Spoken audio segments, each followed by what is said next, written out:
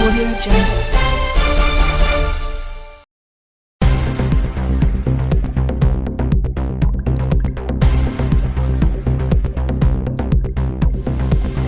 नमस्कार, आप देख रहे हैं ऑन द स्पॉट न्यूज।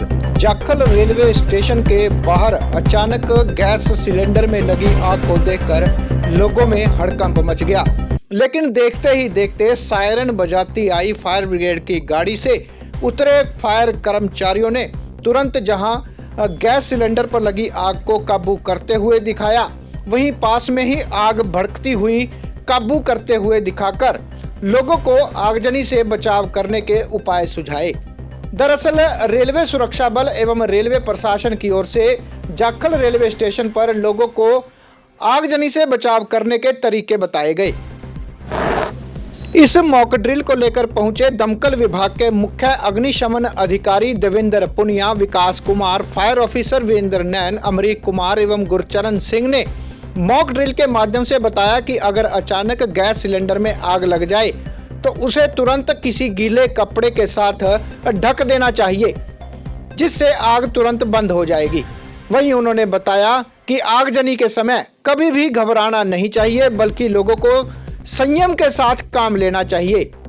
इस दौरान उन्होंने आगजनी पर काबू पाने के अनेक उपाय बताते हुए विभिन्न गतिविधियां भी करते हुए दिखाई। वहीं इस कार्यक्रम के आयोजक आरपीएफ के प्रभारी सुशील कुमार एवं जाखल जंक्शन रेलवे स्टेशन के अधीक्षक चांदराम दैया ने बताया कि आगजनी से निपटने के सभी उपाय हम लोगों को पता होना चाहिए, ताकि आपदा के समय काबू पाया जा सके।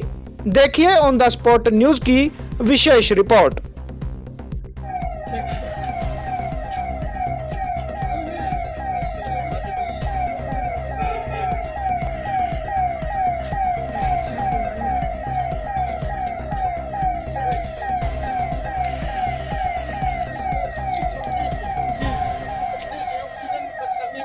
बिल्कुल पूरा कवर करना जरूरी है।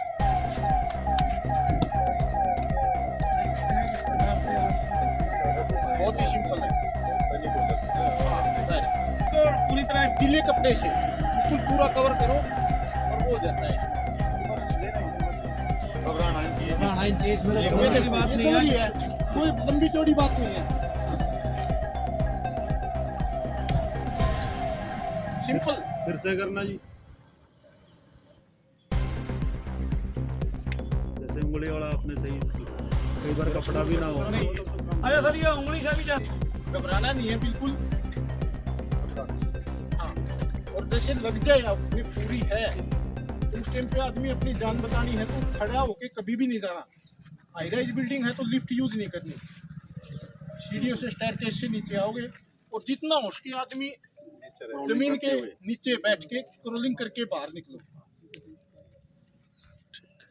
किस प्रकार का अवेयरनेस रखना चाहिए? अवेयरनेस ये है कि सर जैसे अपने किचन में ही, आम सिंपल घरों में तो अपने किचन का ज़्यादा होता है, तो उसमें आसपास अपना ये रेगुलेटर चेक करते रहो, कोई चूहे वगैरह से अपनी पाइप को ना काट दिया हो। जितने अपने स्विच हैं, इलेक्ट्रिक स्विच हैं, उनको वो सब ISI मार्का हो और पूरे टाइट हो, कोई भी उसमें स्पार्किंग नहीं होनी चाहिए। अगर लग जाती है आग तो सबसे पहले आग लगने के बाद सबसे पहले आप सिलेंडर की तरफ नहीं भागना। जो आसपास आग लगी हुई है वो आग बुझाने के बाद सिलेंडर तक पहुंचो। पहले सिलेंडर की बुझा दी, गैस लीकेज है तो वो आसपास जो अपने फर्नीचर में या जो भी आग जल रही है तो वो दोबारा फिर पकड़ देगी, फिर दोबारा ज़्यादा तेज धमाका होगा उससे। तो सबसे पहले अपनी आसपास की जो किचन में फर्नीचर में और है आग, उसको बुझाओ, उसके बाद सिलेंडर को देखो। आप सिलेंडर इतना जल्दी नहीं फटता। मैं कारण पूछ रहा हूँ सर, आग लगने के क्या क्या कारण होते हैं? शॉर्ट सर्किट तीन हो गए, तीन कारण इसके आग लगने के मेन होते हैं जी।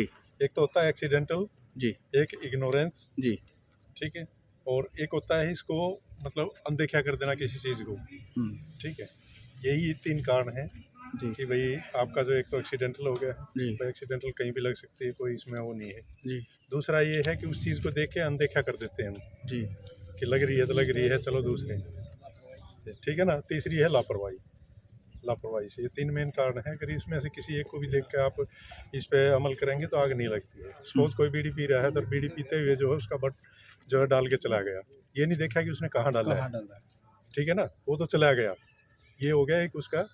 दूसरा है कि दूसरा आदमी आ रहा है, मेन पगडंडी पे है, दूसरे आदमी भी देख कर निकल रहे हैं, क्योंकि उनको ये नहीं पता है कि ये आग लगी है तो कितना बड़ा रूप धारण कर लेगी और किसी तरह भी कंट्रोल में नहीं आएगी। तो हमारे अगर घर में लगी है या कहीं आसपास में लगी है या हमारा नुकसान होने का है तो क्या है, हम उस पर भरपूर कोशिश करेंगे तुरंत उसी टाइम पे इसको बुझाने का। लेकिन ये सोच लेते हैं कि बाहर लगी है तो हमारा क्या है, देख के लोग इग्नोरेंस कर देते हैं। सर, आप स्टेशन पे रहते हो, आप जैसे अपने फायर डिपार्टमेंट से जी कि आप जो है समय समय पे आइए, एक डेमोस्ट्रेशन दीजिए, लोगों को जो है इस चीज़ में ब्रीफ कीजिए विस्तार से, ताकि इसमें ये लोग पैनिक ना हो। इन केस कोई एक्सीडेंट हो जाता है तो जैसे हमारे फायर अफसर ने बताया है कि भाई इतना वो नहीं है कि काबू ना पाया जाए, लेकिन क्या है घबराहट की वजह से लोग जो है भगदड़ मच जाती है। देखा होगा आपने बड़े बड़े स्टेशनों पे, तो उसमें जो है लोगों को बड़ी परेशानी का सामना करना पड़ता है और बड़ा हादसा हो जाता है। अगर इसकी थोड़ी सी भी जानकारी हो तो हम जो है शुरू में ही इसको बुझा देंगे तो इतना बड़ा हादसा होने से बच जाएगा और मैन मटेरियल की जो है नुकसान को भी बचाया जा सकता है। सबसे बड़ा एक सवाल है सर कि इलेक्ट्रिसिटी की जो आग लग जाती है, कई बार इलेक्ट्रिसिटी में शॉर्टकट होता है,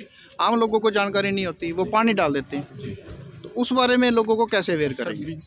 इलेक्ट्रिक फायर बिजली की कोई आग नहीं होती। बिजली आग लगने का कारण होती है, उसमें बिजली कट करने के बाद तो वो साधारण आग होगी कि उससे वायरिंग जल रही है, फिर या पाइपें जल रही हैं, ये होता है। इलेक्ट्रिक फायर होती ही नहीं। अगर हम उसको स्विच को ऑफ नहीं कर रहे और अपनी लाइन चालू है तो उसके ऊपर हम CO2 यूज कर सकते हैं। सबसे पहले क्या है ना, पानी नहीं डाल सकते हैं। CO2 का सिलेंडर तो भी ऐसे झटके के साथ, हाँ उसके एक साथ ने अपना कनेक्शन कट जाए, जैसे पानी मारा एक सीधी छोड़ दिया फिर दोबारा मारा, इससे अर्थ नहीं बनना चाहिए उसका। उसे सीधा पानी, उसके लिए बहुत अवेयरनेस होनी चाहिए, बहुत ट्रेनिंग की जरूरत पड़ती है उसमें। तो नहीं, उसके अलावा तो हम CO2 ही यूज कर सकते हैं। अब ये होता है कि कई बार CO2 ना हो तो पानी हमें सीधा नहीं डालना, वो लिया रुक के पानी का और उसका पूरा कनेक्शन नहीं होना चाहिए। इन केस अगर घर में आग लगी है या कहीं भी बिल्डिंग में, तो उसमें हमें ये पता होना चाहिए इसका मेन स्विच कहाँ है। सबसे पहले कोशिश की जाए कि मेन स्विच इसका ऑफ कर दिया जाए ताकि इस पर कंट्रोल पाया जा सकते हैं। और पानी तो डालना ही नहीं है, मेन स्विच में ही आग लग जाए सर, मेन स्विच पर ही आग लग जाए तो फिर एक ही तरीका हमारे पास CO2 कहाँ ध्यान में रहती है सर? सबसे बड़ा विकल्प होता है मिट्टी डालो फिर उसमें। आपके घर के आसपास क्या होता है कि गमले होते हैं, आपको ये अवेयर करना चाहिए, आपके आसपास गमले होते हैं, आमतौर पर सभी घरों में गमले रखने होते हैं, गमलों को तोड़े और उनकी मिट्टी से डाल उनके ऊपर डाल सकते हैं। ये सबसे बड़ा एक विकल्प है और बहुत अच्छा इसमें असर रहता है कि वो मिट्टी जो है इलेक्ट्रिसिटी में सबसे ज़्यादा यूज होती है। काम है हमारा कि CO2 हमने जो है उसमें क्रिएट करनी है, ऑक्सीजन खत्म करनी है जी, वो बाई एनी हाउ किसी तरह भी हो सकता है जी। तो कोशिश की जाए कि उसकी जो है उस पार्टिकुलर प्लेस की जहाँ भी इलेक्ट्रिकल फायर है, अगर आपने बताया जैसे कि उसमें हमें पता नहीं है कि बॉक्स कहाँ है, मेन स्विच भी का भी नहीं पता है, तो इनकेस जैसे आपने बताया कि भी मिट्टी है, कोई और ऐसा सोर्सेज है जो इसका बिजली का कुछ अलग है जिसमें से करंट प्रवाह नहीं कर सकता, उसको यूज करके आप तुरंत प्रभाव से। तो कुल मिला के आज की जो मॉक ड्रिल रही कैसा रहा और इसका बहुत क्या अच्छा रहा? ये जो है हमारे जो जितने विरेल कर्मचारी हैं और खासकर वेंडर जो हमारे स्टेशन पर स्टॉल लगाए हुए हैं, इनके लिए बहुत ज़रूरी है।